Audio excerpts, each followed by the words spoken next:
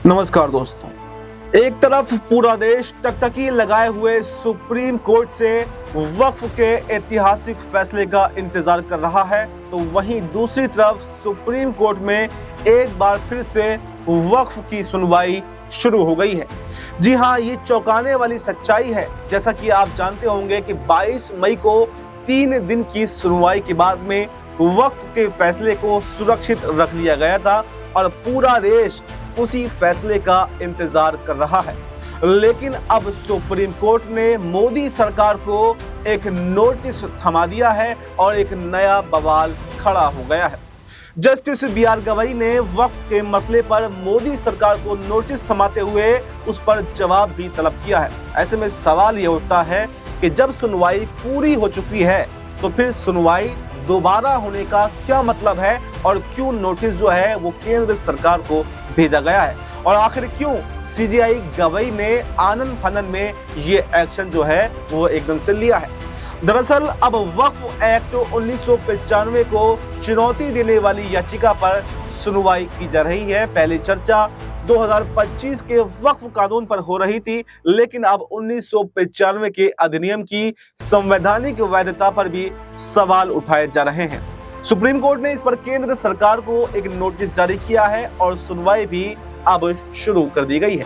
पहले वक्फ संशोधन अधिनियम 2025 को लेकर सुप्रीम कोर्ट में सुनवाई हो रही थी, लेकिन अब 1995 के कुछ प्रावधानों को जो चुनौती दी गई थी उस पर भी सुनवाई होनी है। ये याचिका हिंदू पक्ष की ओर से दाखिल की गई थी, जिसमें ये कहा गया है कि जिस तरह मुसलमान वक्फ कानून 2025 को मानने के लिए तैयार नहीं है, उसी तरह से हम भी 1995 वाले कानून को नहीं मानेंगे। तो ऐसे में बताया ये जा रहा है कि ये याचिका मोदी सरकार की तरफ से समर्थन प्राप्त याचिका है, यानी बाकायदा बीजेपी का समर्थन इस याचिका में पहले से मिला हुआ है। पहले सीजेआई गवई ने इस याचिका पर सुनवाई करने से मना भी कर दिया था, लेकिन 20 मई को कोर्ट ने ये साफ साफ स्पष्ट किया था कि 1995 वाली जो याचिका है, जो बिल था, उस पर अब सुनवाई नहीं होगी और ये याचिका विचार योग्य नहीं है। लेकिन अब कोर्ट ने अपने डिसीजन को बदल दिया है, इस पर दोबारा से विचार किया और अब इस पर सुनवाई शुरू कर दी है। सुनवाई के दौरान सीजेआई गवई ने सवाल उठाए कि अब इतने समय बाद में ये याचिकाएं आखिर क्यों दाखिल की जा रही हैं, इनका क्या मतलब है।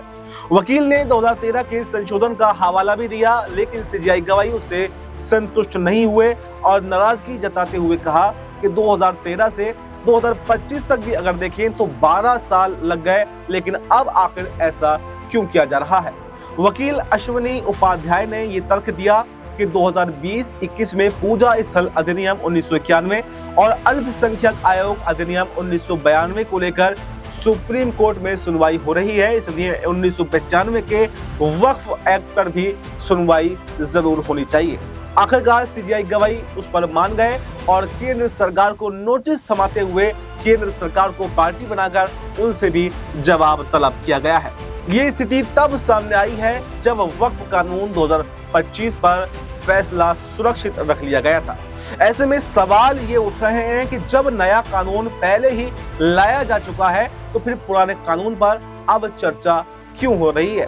क्या ये संकेत है कि 2025 का कानून रद्द हो सकता है, और क्या बीजेपी जो है वो बौखला गई है अपनी हार को देखते हुए। कोर्ट ने लंबित याचिकाओं के साथ ही इस नए केस को भी अब जोड़ दिया है, यानी केस फिर से खोल दिया गया है और सुनवाई इस पर अब शुरू हो गई है। इससे कहीं ना कहीं देखें तो माहौल भी एक तरह से गर्मा गया है और अब इस पर लोग तरह तरह के कयास लगा रहे हैं। कुछ लोगों का कहना यह है कि इस पर सुनवाई नहीं होनी चाहिए जब पहले से फैसला सुरक्षित है। कुछ लोग इस पर बीजेपी का नया स्टंट इसको बता रहे हैं, तो कुछ लोग ये बता रहे हैं कि बीजेपी को ये पता चल चुका है कि फैसला उसके पक्ष में नहीं आने वाला है, इसलिए वो गड़े हुए मुर्दों को उठा रही है ताकि बातों को डाइवर्ट किया जा सके और किसी भी तरह से मामला जो है वो टाला जा सके। क्योंकि आपको बताएं कि पहले बीजेपी को ये उम्मीद थी कि सीजेआई गवई जो हैं इस फैसले को केंद्र सरकार के पक्ष में सुना सकते हैं, लेकिन जिस तरह से 3 दिन तक सुनवाई हुई और कपिल सिब्बल, अभिषेक मनु सिंघवी ने अपनी दलीलें दी, तो उससे पूरी की पूरी मोदी सरकार जो है वो हिल गई। उनको ऐसा उम्मीद ही नहीं थी कि ऐसा फैसला भी कोई हो सकता है या इतनी बड़ी मैराथन 3 दिन तक लगातार सुनवाई हो सकती है। और यहाँ पर उनको ये उम्मीद थी कि शायद मुस्लिम पक्ष जो है अपनी बातों को रखने में विफल साबित हो जाएगा। उनको ये उम्मीद नहीं थी कि ऐसी ऐसी दलीलें जो हैं वो पेश की जाएंगी। और हमेशा आपने को पता होगा, जब भी हलफनामा केंद्र सरकार ने पहले सीजेआई खन्ना के सामने दाखिल किया हो या दोबारा से बी.आर. गवई के सामने दाखिल किया गया हो, उसमें एक बात बड़ी प्रमुखता से कही गई। वो बात ये थी कि संसद द्वारा ये पारित कानून है और सुप्रीम कोर्ट को इसमें हस्तक्षेप करने का कोई भी अधिकार नहीं है।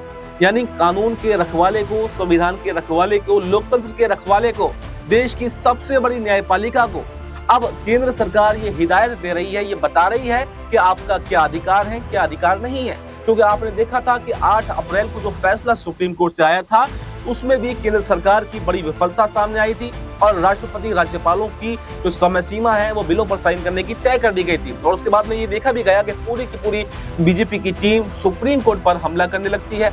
लेकिन सीजेआई गवई के आने के बाद में बीजेपी को ये उम्मीद थी कि शायद अब थोड़ी राहत जो है वो हमें मिल जाएगी, लेकिन वैसा होता हुआ कुछ दिखाई नहीं दिया। और यहाँ पर भी झटका बीजेपी को लगा है। एक तरफ जहां लोग इस चीज का इंतजार कर रहे हैं कि आखिर कब सुप्रीम कोर्ट इस पर फैसला सुनाएगा, इस तरह से दोबारा से सुनवाई करना 1995 के वक्फ कानून पर कहीं ना कहीं ये चौंका देने वाला फैसला तो जरूर है। तो अब ये देखना काफी दिलचस्प होने वाला है कि आखिर जो 1995 वाले वक्फ कानून पर दोबारा से सुनवाई की गई है उस पर क्या होता है। क्या इसमें कोई बीजेपी की जो हिलगाने की कोशिश है, जो एक टालमटोल करने वाली कोशिश है, क्या जब तक अब जो ये फैसला सुरक्षित रखा गया था वो सुनाया भी जाएगा या फिर उसके बाद में ही जब उस पर सुनवाई पूरी होगी उसके बाद में कोई फैसला जो है यहाँ पर अब सुप्रीम कोर्ट लेता हुआ दिखाई देगा। सवाल यहाँ पर यह भी उठता है कि सीजेआई बी.आर. गवई पहले तो इस पर सुनवाई करने के लिए राजी नहीं थे, लेकिन आखिर अचानक से वो मान क्यों गए? कहीं ऐसा तो नहीं कि कोई दबाव,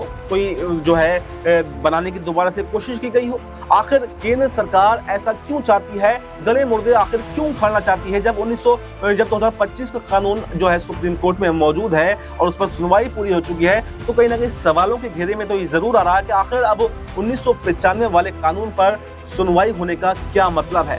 लेकिन सवाल यहाँ पर तमाम खड़े होते हैं कि क्या सीजेआई बी.आर. गवई जो हैं अब और भी बड़ा झटका यहाँ पर केंद्र सरकार को देंगे, या फिर कहीं ना कहीं वो मुसलमानों को जो राहत अब मिली थी वो जो है वापस से जो है केंद्र सरकार के लिए राहत में बदल सकती है और मुसलमानों को एक झटका लग सकता है। तो वहीं कहीं ना कहीं लोग जो है सुप्रीम कोर्ट के फैसलों को भी अब जो है उन पर आपत्ति खड़ा कर रहे हैं। क्योंकि आपको मैं बताऊं कि मुस्लिम पक्ष ने भी 13 जून को एक जो है धरना प्रदर्शन की एक मीटिंग बुलाई है। तमाम देश भर से जो है मुस्लिम संगठन इकट्ठा होंगे और वो वक्फ कानून के खिलाफ जो है धरना प्रदर्शन करेंगे। यानी कि ये भी समझ से बाहर है कि जब फैसला सुरक्षित रख लिया गया तो आखिर क्यों मुस्लिम पक्ष जो है वो धरना प्रदर्शन की बात कर रहे हैं। और ये भी समझ से बाहर है कि जब फैसला पहले से नए कानून पर सुरक्षित रख लिया गया है तो पुराने जो कानून पहले 1995 में था, आखिर अब उस पर सुनवाई का मतलब क्या? तो ऐसे में सवाल ये बन रहा है कि जो फैसला सुरक्षित रखा गया था, क्या वो फैसला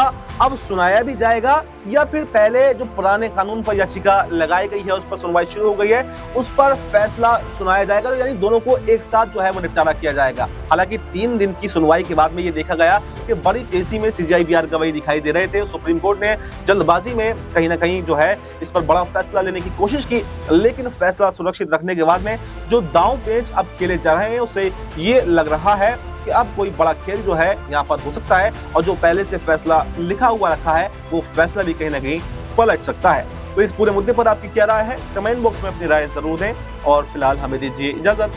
नमस्कार।